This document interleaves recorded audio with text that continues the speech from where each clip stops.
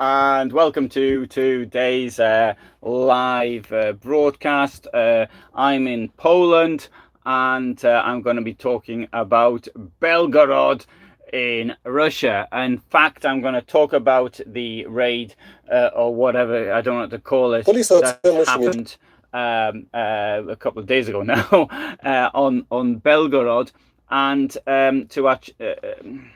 the whole story to me is highly suspicious. But anyway, let's start at the beginning and say I have actually been to Belgorod. I've got a couple of videos. They're not real videos. They were things that when I started the YouTube site, I started putting to find out how things worked, and I started sticking together my photographs. In fact, my very first video dates the 29th of January 2006. So that was just a trial video to say how the camera worked. It's a pity I hadn't started a month earlier, because that was when I was in Belgorod. I went down there on the 31st of December. I went down there 2005, and so that was January 2006. I have to say that of all the places I have been to in my life, I am now having difficulty finding a place which was worse. I wasn't terribly impressed by it at all, nor by the prices which were charged there. But then again, Russia is a very expensive country. Of course, going anywhere in January, and there's ice everywhere. It's not particularly attractive. However, it does have one thing which is particularly nice or interesting, and that is its Battle of Kursk museum, and which goes into some depth, and certainly when I was there in 2006 it was pretty fair. I suspect that by now, however, with the new interpretation of history, or if you like, making things up, it may have changed. I don't know that. I'm just sort of guessing, because I've seen some of the way things which have been done in various countries, not just in Russia, trying to reinterpret. And usually reinterpretations mean changing things to suit the needs of the current ruling classes. The one thing that really did come out very, very much, which I doubt is there any longer, but I could be wrong, was the fact there was even a showcase to the assistance received from the Western Allies, and there was their equipment received from the United Kingdom and the United States. And indeed, despite the fact that this propaganda says that there was no help coming from the United Kingdom and the United States, if you do look at any museum in Russia or any of the former Soviet occupied countries, then you will find for example, the medical equipment is always British, the radios and always British, and you look in the photographs of the jeeps, well, where were then the Studebakers? Well, where do you think they were made? United States, of course. As far as this is concerned, I was thinking about doing last night instead of doing the thing I did on Königsberg, but as it turned out, because when I was doing the thing on Königsberg, it made me think of one or two little facts. Königsberg, should I have said Kaliningrad? Oh dear, because Mr. Kalinin was himself believed to be a spy by the Bolshevik leadership at the time, including, Stalin, Lenin. These people were obviously underground or in prison or something like that. And in fact, Kalinin wasn't the spy. There was, however, a spy within the Bolshevik leadership. It was somebody who was a member of parliament, the Duma. And the fact that the Okhrana, that was the security service of the Tsarist regime, the word Okhrana in Russian means security, and they actually controlled a Bolshevik member of parliament. So and that in itself made me even think of more details about this Belgorod thing. Now, I've changed my mind now twice, and in fact what I'm now going to tell you is something, and I'm not even sure I believe what I decided when I put this up, but I'm going to give you what I decided, because I might yet change my mind again.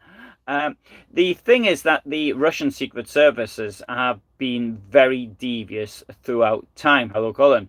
And they have been Some of the things that they've done, you've got to sort of question why are they doing that. But the fact, for example, actually, that parts of the Bolshevik Party, which were controlled by the Tsarist secret service 110 plus years ago, shows the levels to which they will go. And certainly with things which happened in communist times, the way they control certain people as their agents, and they've done things which wasn't particularly in the interests of the Russian people. I mean, the thing that really stands out above anything else is the 1999 apartment bombings, when over 300 people in Russia lost their lives to terrorist bombings done by the the FSB in 3 places: Bagalsk, so in Dagestan. I think I got the name wrong there. Volga Donsk. Have a quick competition. What river is Volga Donsk on? Write it down there. First person to get the right answer won't win a prize. Can't say fairer than that. And Moscow, and the FSB agents were caught setting live ammunition in an apartment block in Ryazan, and which didn't go off. I mean, later they claimed it was made of sugar, which of course, if you do things like this as exercises, and I presume that doing exercise is normal, but at the time the local police, which arrested these FSB agents, did actually say that it was on the it was live ammunition. Okay, right. So there's 2 for Volga Donsk. Is Volga Donsk on the Volga?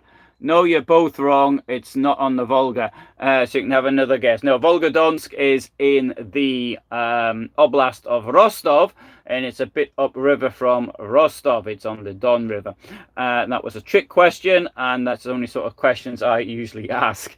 So anyway, these bombs were set off. Now, setting off a bomb in Dagestan, which is next to Chechnya, was first of all to make the point who allegedly set the bombs off. But the whole point of this was when the day after the Ryazan bombing, or non-bombing, because the police got it first, there was the war in Chechnya actually started. And so the whole point of these apartment bombings, for which 300 people died, and this was when Yeltsin was president, but Putin, the former head of the FSB, and then by then Prime Minister, was the person almost certainly who actually gave the order to do it. In fact, it's hard to believe that he wasn't. So 300 people died, and I fail to say how that was in the interests of the Russian people, and particularly the Chechens, who of course were are Russians as well. Let's not forget that, and they're the ones who ended up dying, giving their lives, so that Putin effectively could be president. It's totally illogical given the fact how many people died in the first Chechen war. Anyway, in the second Chechen war, it was a victory for the Kremlin. With all of that having said as an introduction as to the deviousness of the FSB, my own opinion is the following. Have a look at the position of Belgorod on the map, and you'll see it's very close to Kharkiv. I think it's about 50 kilometers, if that, difference between the 2 places.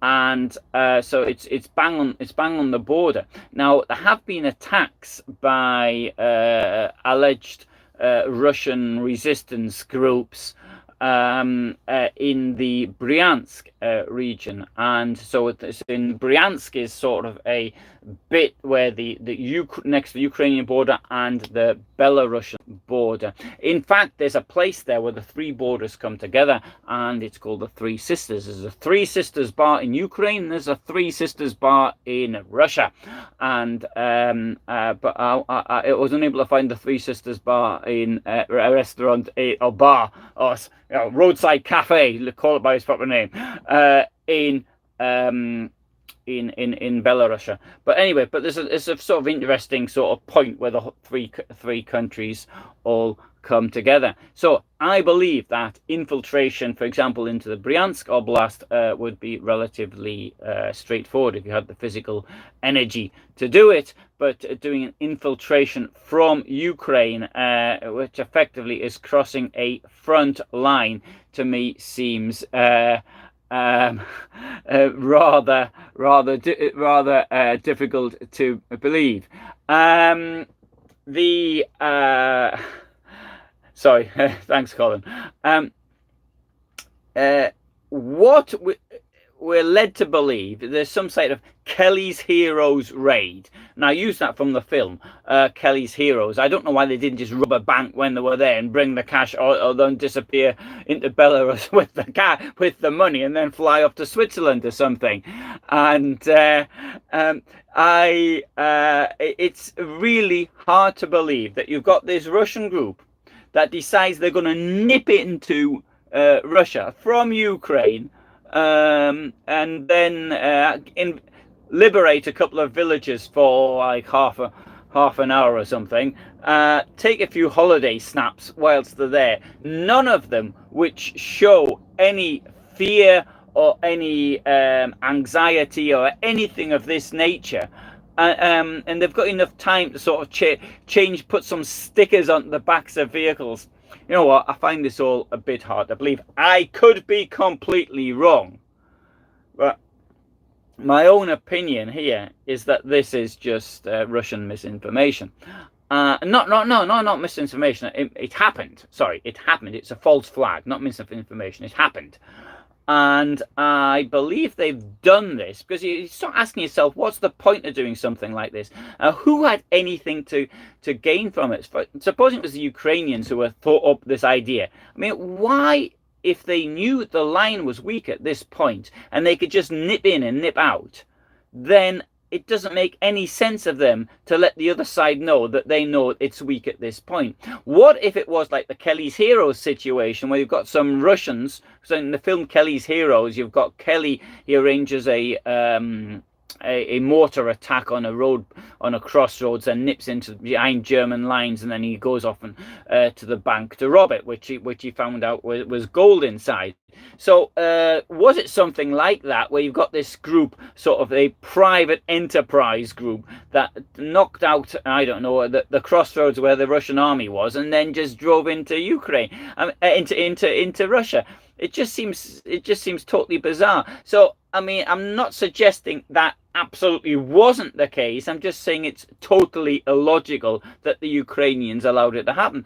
And not only is it a big embarrassment for the Russian army, it's also a major embarrassment, if that is true, for the Ukrainian army, because it shows they've got people in there just can't control. Now, I have seen in my own experience in Ukraine that lots of initiatives come from below, not from above.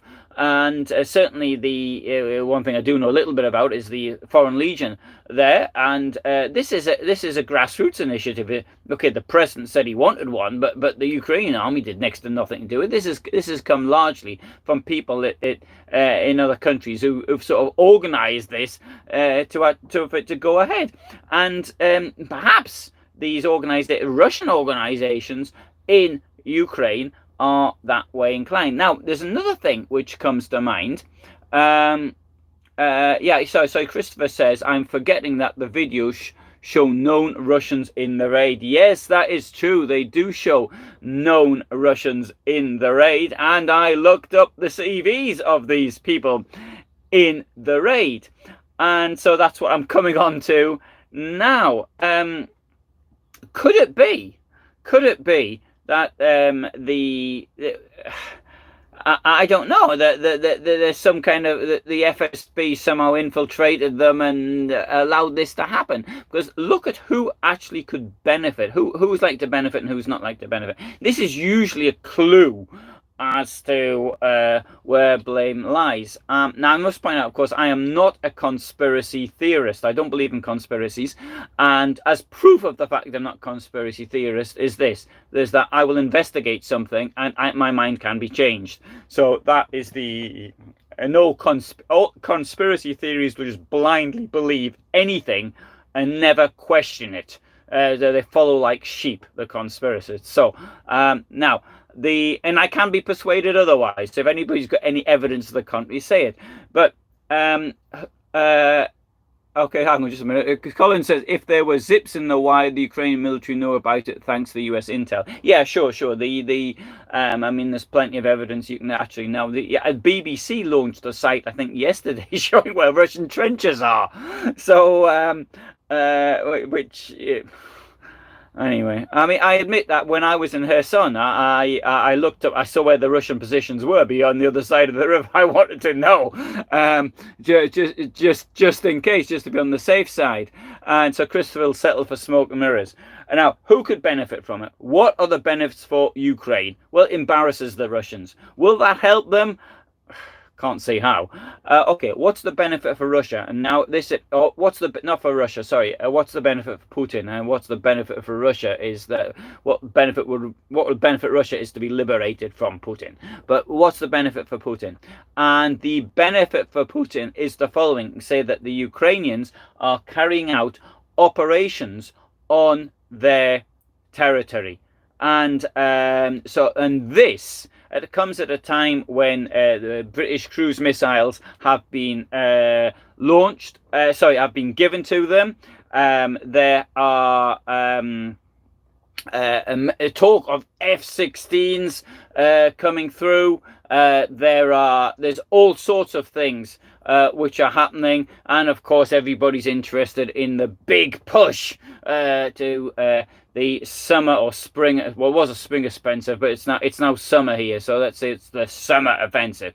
So everybody is interested in these things. So therefore, the Putin regime has something to gain from it. Now, the next thing that we're going to have to say is that the people who are involved in this are people on the extreme right. And in many cases, so certainly in the case of Bryansk and all the rest of it. Now, today I wrote up the preparation for a video on what is a Nazi, what is Nazism, and so I come up with 9 points, and Putin clicks in with almost all of them. But the point of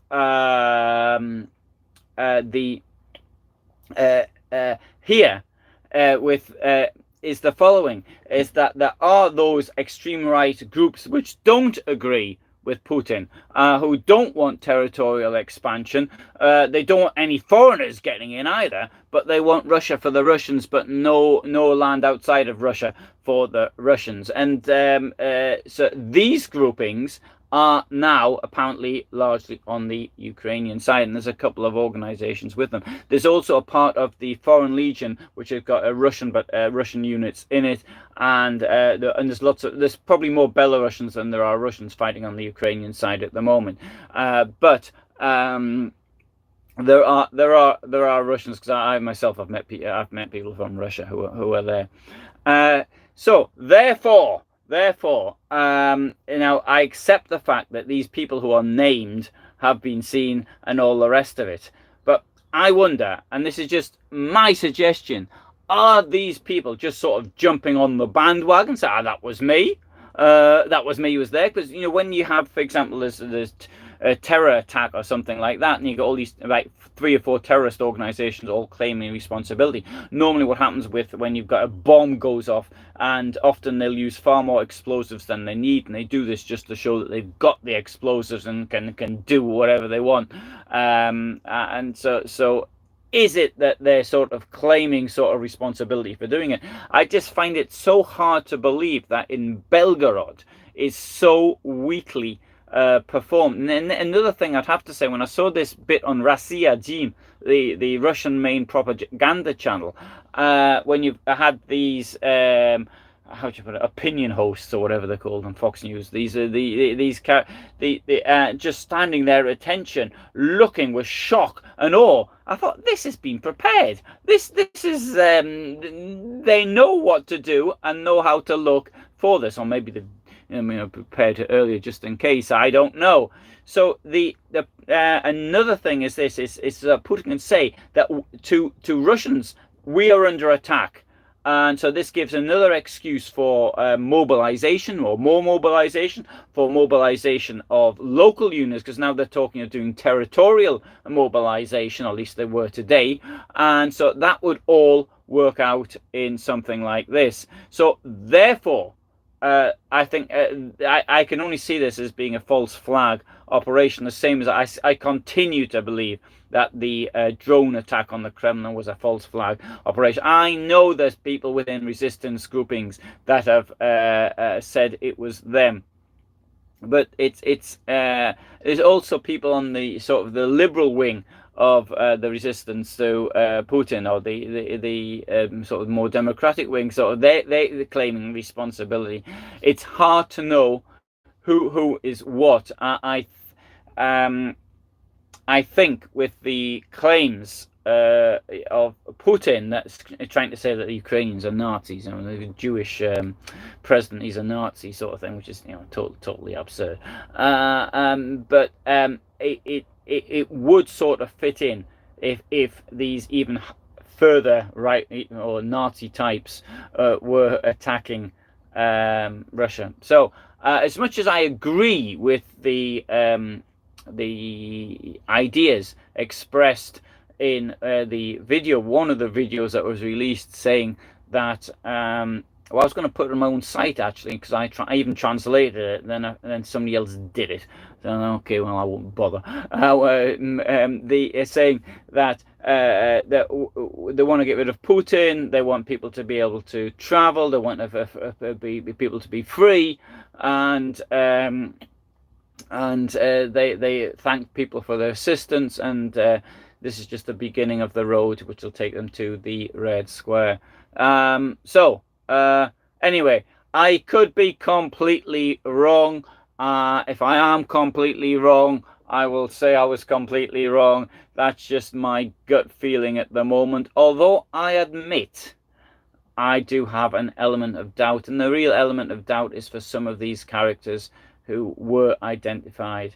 But the whole thing just looks so unrealistic. There's a film, actually, I said, when the Russians were claiming they killed 70 people or something, there's a film where you see a Russian making an arrest, and there's 3 people then on the ground lying there.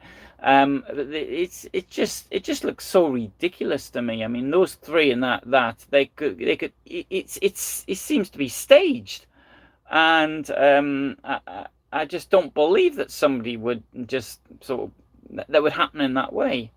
Of course, if Russians caught, although the death penalty doesn't exist in Russia, in theory, they can't really expect to be treated particularly nicely. And we saw even 2 days ago as another poisoning, a person, I presume he was murdered, a Russian he was a business person, coming back from Cuba on a delegation, possibly murdered on the plane, I presume, or he ate something. And he spoke to a journalist in Cuba, and he said that he was terrified, and he didn't know what to do. Hello, Annie. So there you go. So thanks very much for